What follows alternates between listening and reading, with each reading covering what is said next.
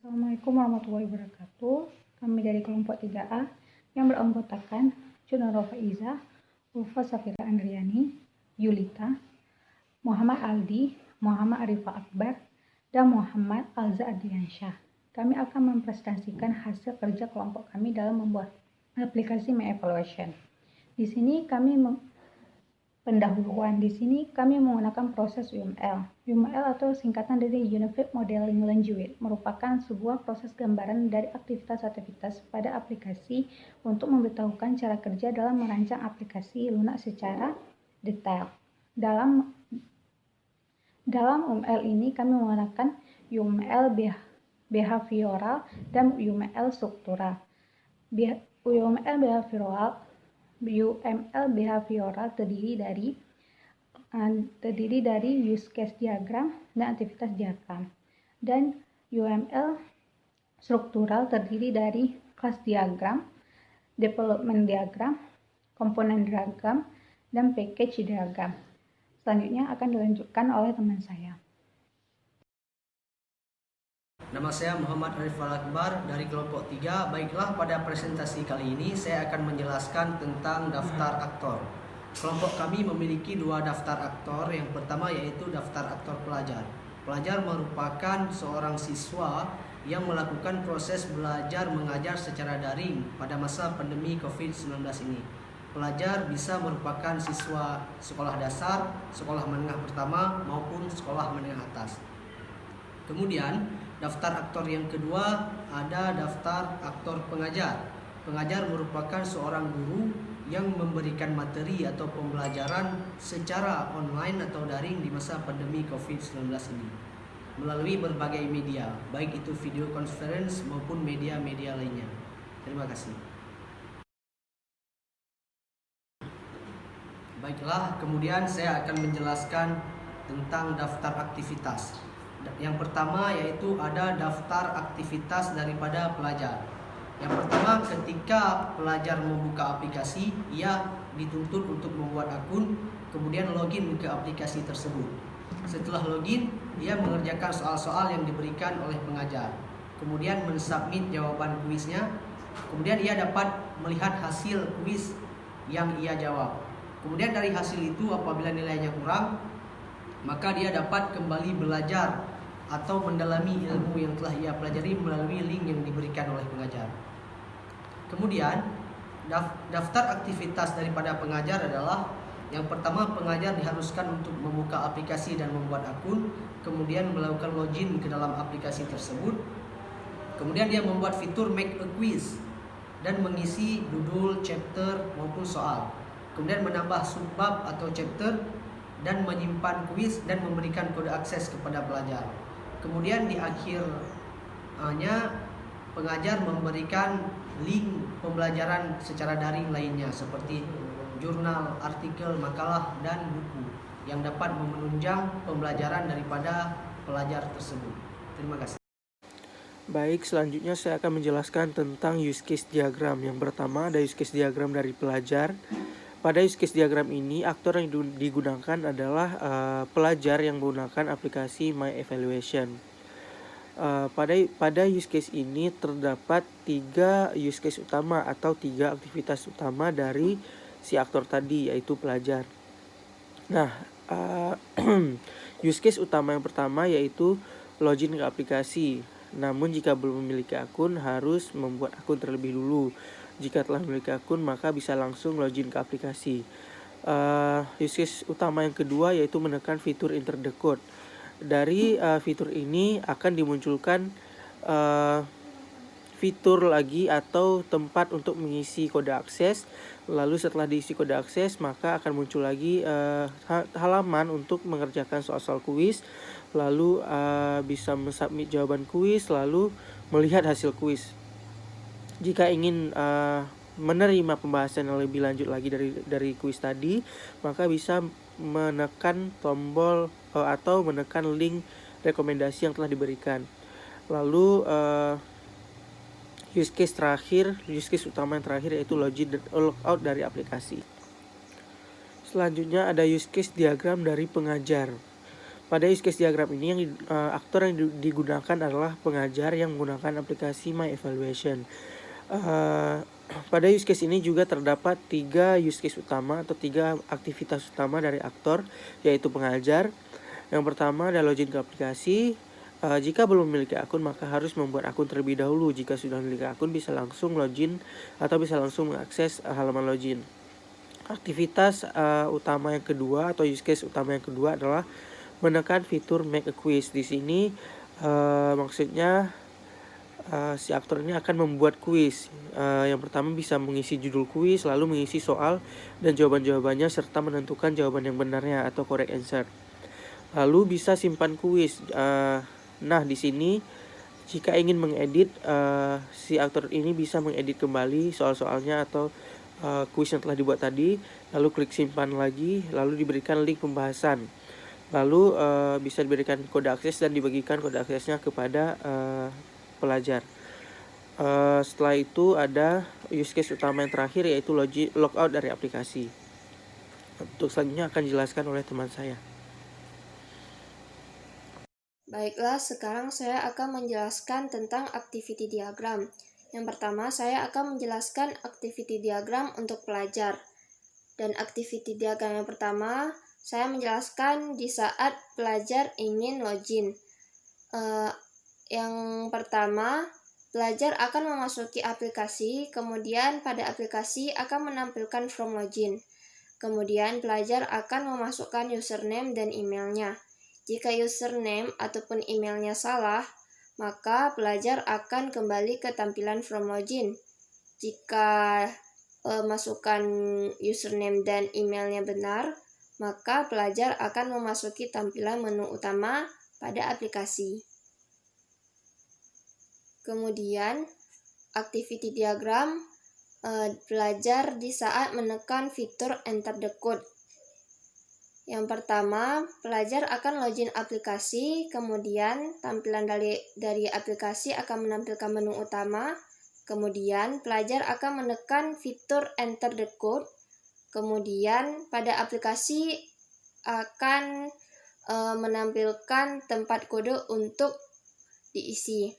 Kemudian pelajar akan mengisi kode kuis, kemudian pada aplikasi akan menampilkan soal-soal kuis, kemudian pelajar akan menekan tombol dan, kemudian pada aplikasi akan tampil result dari kuis, kemudian pelajar akan menekan tombol next, dan pada aplikasi akan menampilkan link rekomendasi, kemudian pelajar akan kembali ke tampilan sebelumnya.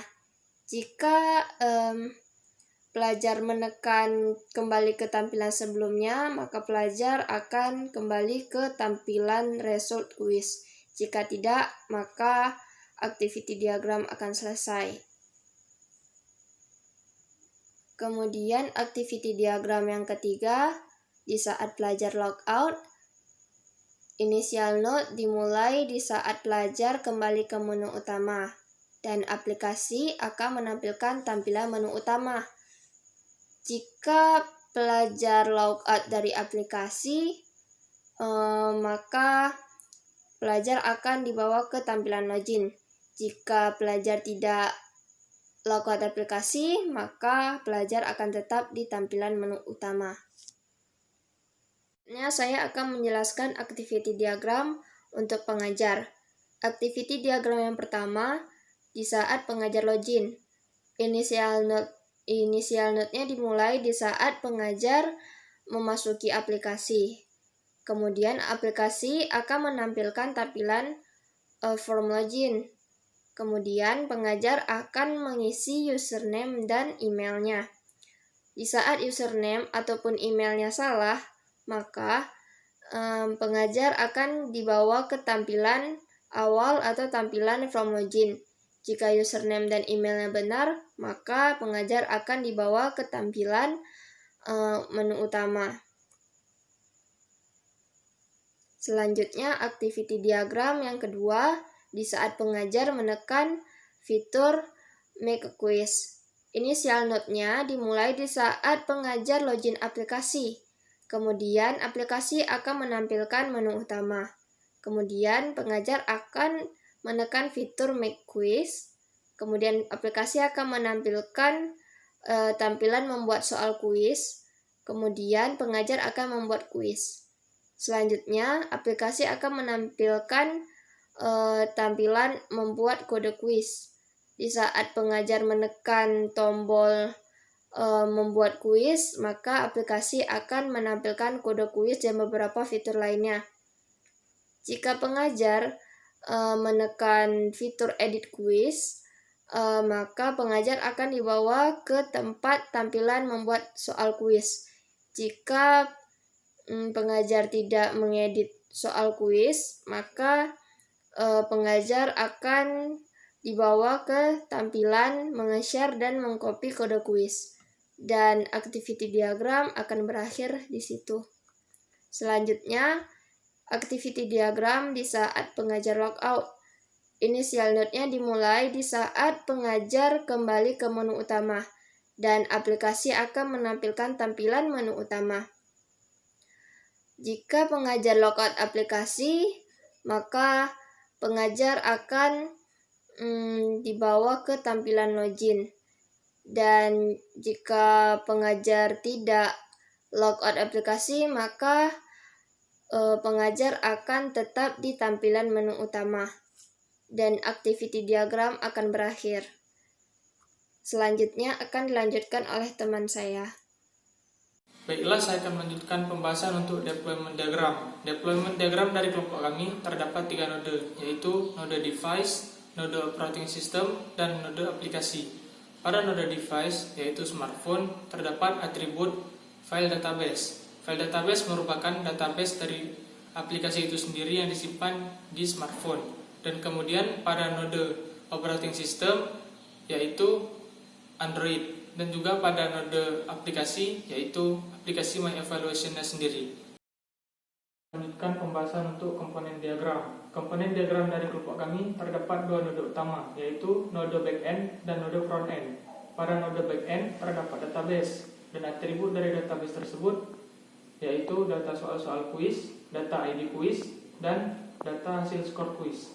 Kemudian pada node frontend yang merupakan tampilan ataupun interface dari aplikasi tersebut terdapat atribut login, membuat kuis, share kuis, mengerjakan kuis, dan juga melihat hasil skor kuis.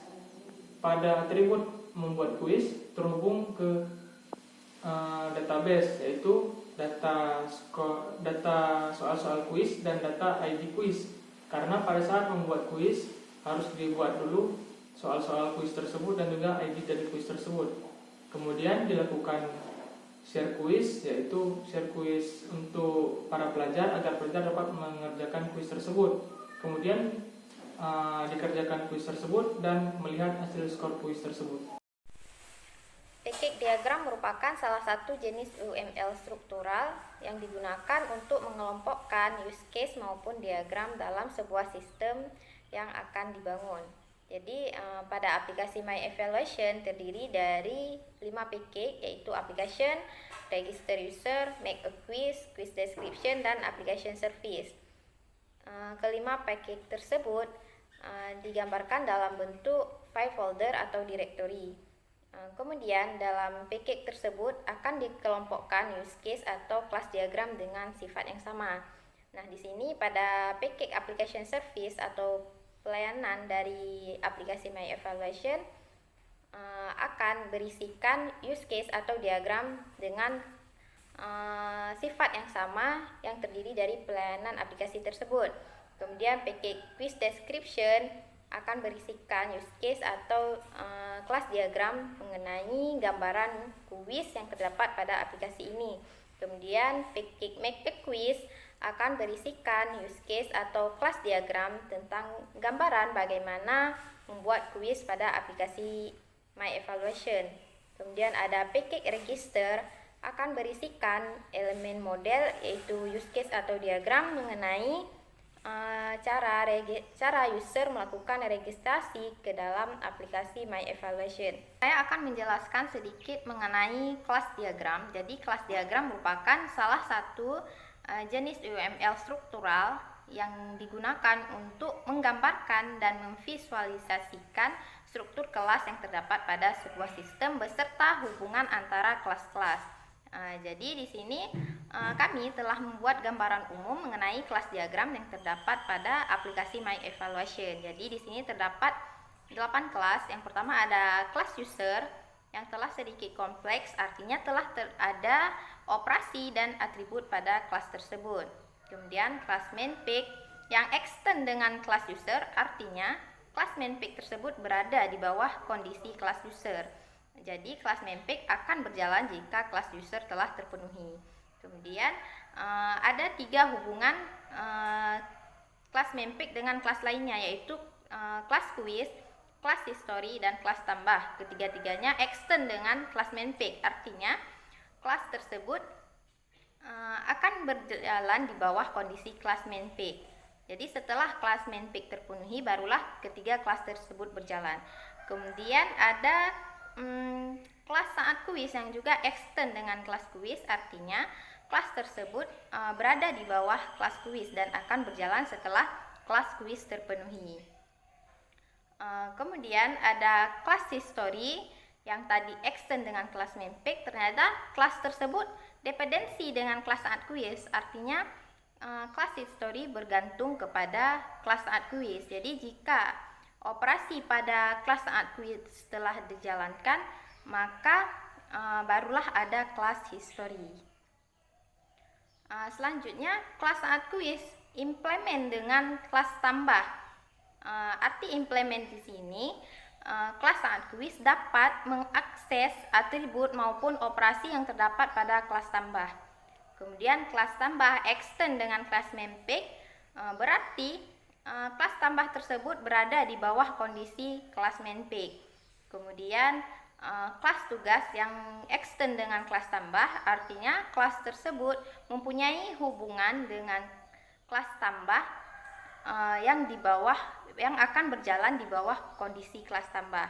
Selanjutnya ada kelas kode, kelas code yang implement dengan kelas tugas, artinya kelas